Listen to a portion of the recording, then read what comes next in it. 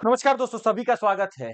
MRI करने की कोशिश कर रहे थे हम यूपीएससी के सिलेबस को, पैटर्न को और पढ़ने की तैयारी को। तो हमें पता चला कि यार एमआरआई जब हो रहा था यूपीएससी का, तो उसके एमआरआई के समय सी लिख कर आ रहा था। बोले यार ये सी क्या है? तो पता चला एक कंफ्यूजन ही कंफ्यूजन है। और इस कंफ्यूजन भरे यूपीएससी के प्रिपरेशन में और कंफ्यूजन ऐड कर देते हैं यूट्यूब के कुछ म्यूजियम के लोग।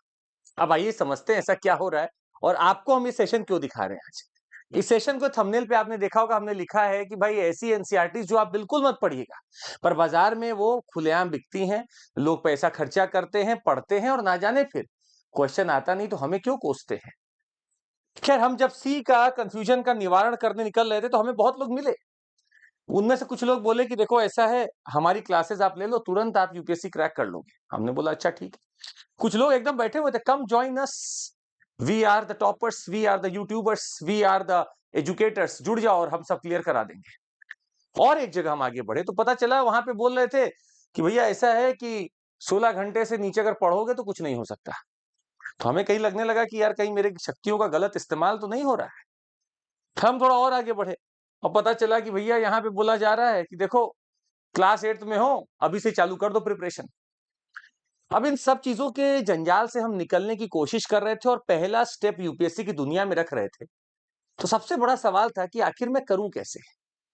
आज से कुछ दिन पहले हमने एक सेशन डाला था जहां पे हमने आपको बताने की कोशिश की थी सिलेबस के बारे में।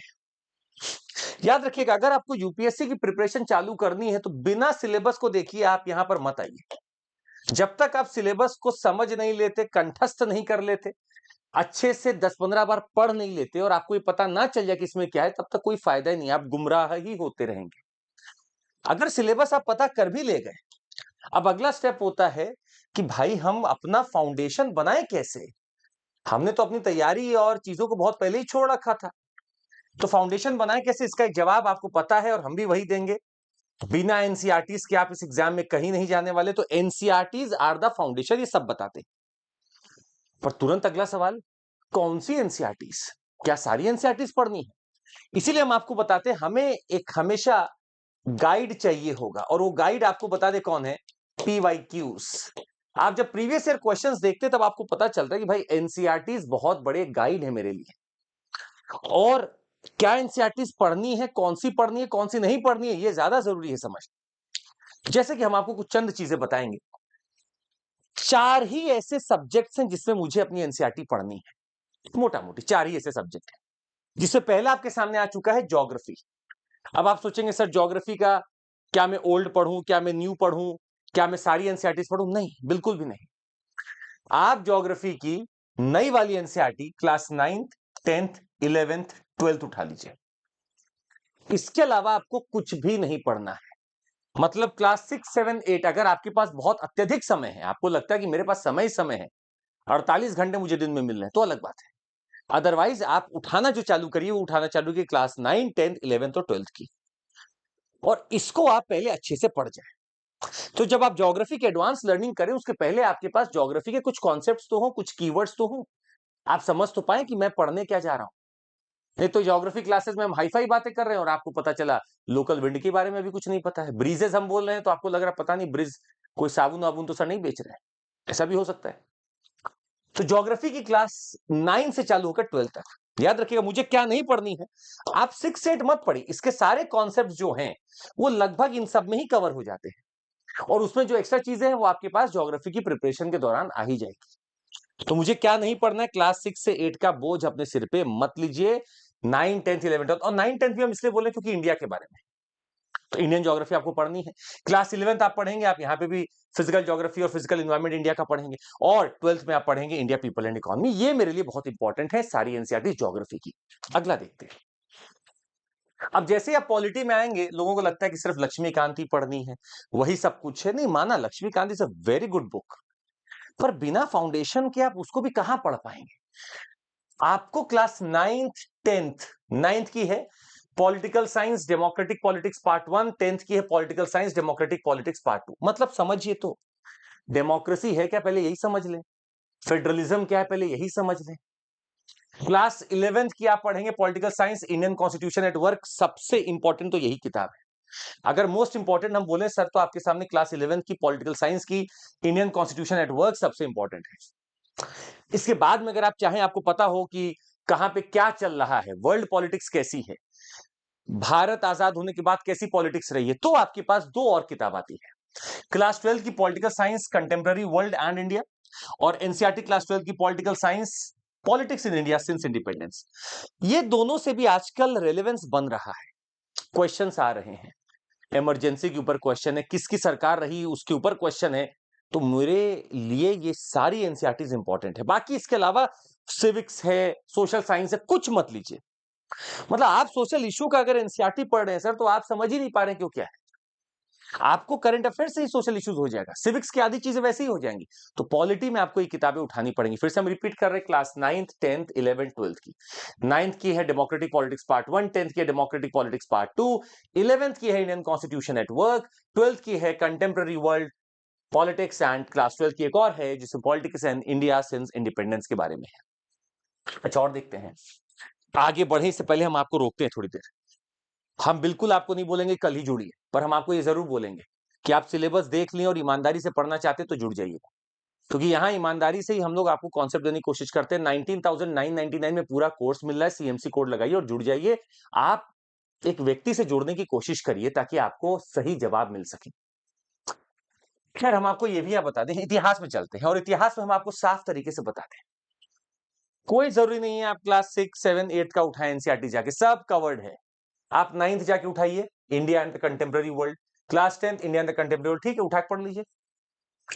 क्लास 11th में आप पढ़ेंगे थीम्स इन वर्ल्ड हिस्ट्री, पढ़ लीजिए, ये आपके सब मेंस में काम आ जाएगा। 12th में आपका themes Indian history 1, themes Indian history 2, themes Indian history 3, खत्म बात। मेरे पास क्लास 11 12th में ही अच्छा खासा कवरेज हो जा रहा है हिस्ट्री का। अब मैं 6, 7, 8 को पढ़कर वापस से वही चीज क्यों पढ़ना चाहता हूं? मेरे पास से सारी चीजें का, भाई इंडियन हिस्ट्री का आप फर्स्ट, सेकंड, थर्ड पढ़ रहे हैं, सब कुछ कवर हो जाएगा, एंशिएंट से लेकर मेडिवल से लेकर आपका मॉडर्न तक सब कवर हो जाएगा। इसके आगे क्यों दिमाग लगाते हैं? आप ये पढ़िए तो पहले। अगर आपको स्टार्ट ही करना अपना प्रिपरेशन, तो स्टार्ट फ्रॉम दिस। क्यों 10 जगह जाते हैं, 10 चीजें पूछते हैं? एक चीज पकड़ लीजिए, चालू कर लीजिए। और एक चीज हम आपको एंड में जरूर बताएंगे, अभी और सुन लीजिए। आर्ट एंड कल्चर की बात करें, कहीं मत जाइएगा सर, बस एक ही किताब है, एनसीईआरटी क्लास 11th की and introduction to Indian art, बात खत्म। अगर 2 घंटा एक्स्ट्रा है आपके पास, तब जाकर आप क्लास 12th की एक बुक है जिसमें सिर्फ चैप्टर 9 और 10 आपको पढ़ना और कुछ भी नहीं पढ़ना है। मतलब क्लास 11 की एनसीईआरटी आर्ट एंड कल्चर हो गई और क्लास 12 की चैप्टर्स 9 एंड 10 पढ़नी है, क्लास 12 की एनसीईआरटी की, बस काम खत्म। मतलब मेरा हिस्ट्री भी खत्म, आर्ट एंड कल्चर भी मैंने देख लिया, पॉलिटी खत्म, ज्योग्राफी खत्म। अब बचता है आपके सामने एक बहुत बड़ा सब्जेक्ट जिसका नाम है इकोनॉमी। एक बहुत बड़ा सब्जेक्ट है, और हम आपको ये बताना चाहेंगे कि इकोनॉमी के लिए आपको कहीं से भी कुछ नहीं पढ़ना है। आप सिंपल एक किताब पढ़ेंगे जिसको अभी हम स्क्रीन पे लिखने वाले हैं। आप बस एक किताब पढ़ेंगे इकोनॉमी के लिए, और वो है इंडियन इकोनॉमी, और वो भी आप मैक्रो इकोनॉमिक्स पढ़ेंगे। मैक्रो इकोनॉमिक्स पढ़ेंगे। इसके अलावा अपना दिमाग आप कहीं मत चलाइए, कहीं भी मत चलाइए।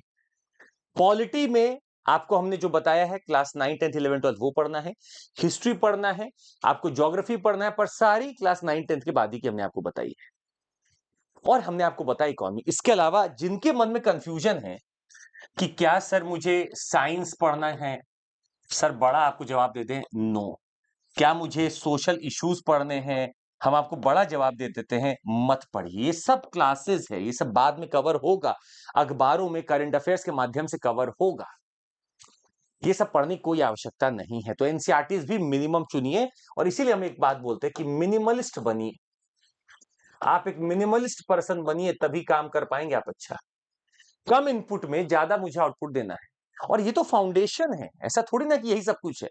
इस फाउंडेशन पे आप अपनी बिल्डिंग खड़ा करेंगे। जब आप डेली क्लासेस करेंगे, करंट अफेयर्स पढ़ेंगे, तो ये तो बस वो फाउंडेशन है जहां मुझे पता हो कि आखिर कोई चीज है क्या। तो आपके शेल्फ पे, आपके टेबल पे क्या नहीं होना चाहिए? कोई साइंस का एनसीईआरटी मत लीजिए, बोल दीजिए क्वेश्चन आता है, छोड़ देंगे हम क्वेश्चन, कोई बात नहीं। सोशल इश्यूज कोई जरूरत नहीं है, ज्योग्राफी 6, 7, 8 कोई जरूरत नहीं है आपको, हिस्ट्री 6, 7, 8 कोई जरूरत नहीं है, पॉलिटिक्स, सिविक्स, इकोनॉमी कोई बोले आपको, जरूरत नहीं है लेने का। इकोनॉमी में Indian economic development, macro economics, काम खत्म। यही बस वो एनसीईआरटी से जो आपको पढ़नी है, तो ट्रैप में मत फंसिए। आप जाएंगे, एक बंडल आपको उठा के दे देगा, भैया लीजिए ले जाइए घर पढ़िए, क्यों फायदा, आप पढ़ ही नहीं पाएंगे। इतना पढ़ना ही नहीं, और सिर्फ पढ़ना नहीं है, मुझे तो बार बार रिवाइज करना है, रिटेन करना है, मैं कैसे कर पाऊंगा। कम पढ़िए, बेहतर पढ़िए। हमने आज से कुछ दिन पहले एक वीडियो बनाई है कि छोटा मोटा भी सिलेबस का हमने डिसाइफर किया है आपको, पहले वो वीडियो देखिएगा सिलेबस का, उसके बाद आइए फाउंडेशन पे एनसीईआरटीज, इसके बाद का सेशन आपको कुछ और बताएगा।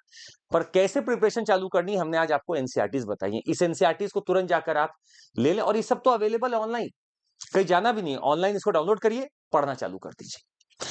खैर, हम आपको अपने बैचेस के बारे में जरूर बताएंगे। वो इसलिए बताएंगे क्योंकि मानिए आपका कल को मन करी गया कि जुड़ना है, तो सर आपको बता दें, हमारा 10-27 के लिए भी बैच चालू है, इंग्लिश में, हिंदी में और इंग्लिश में, और हमारा 28 के लिए भी इंग्लिश में बैच चालू है, मतलब बाइलिंगुअल। और एक ही कोड है जो आपको लगाने में फायदा मिलता है, वो है CMC। जैसे ही आप लगाएंगे 19999 में पूरा कोर्स आपको मिल जाएगा। इस बार हम लोग मेंस का प्रोग्राम भी एक अलग लेवल पे कर रहे हैं, आप हमारे इस मेंस एनिमेशन प्रोग्राम में भी जुड़ सकते हैं। साथ ही में हम लोग कोशिश करें आपको डेडिकेटेड कंटेंट, डेडिकेटेड एजुकेटर्स देने का जो आपकी मदद कर सके, और ऑप्शनल्स भी हमारे यहाँ चालू हो रहे हैं। ज्योग्राफी एज एन ऑप्शनल हम ले रहे हैं, आप जुड़ सकते हैं हमारे साथ भी CMC कोड लगाकर। आज के लिए बस इतना ही, अगले सेशन में बाकी चीजों के ऊपर चर्चा करेंगे। तब तक के लिए विदा लेते हैं, जय हिंद।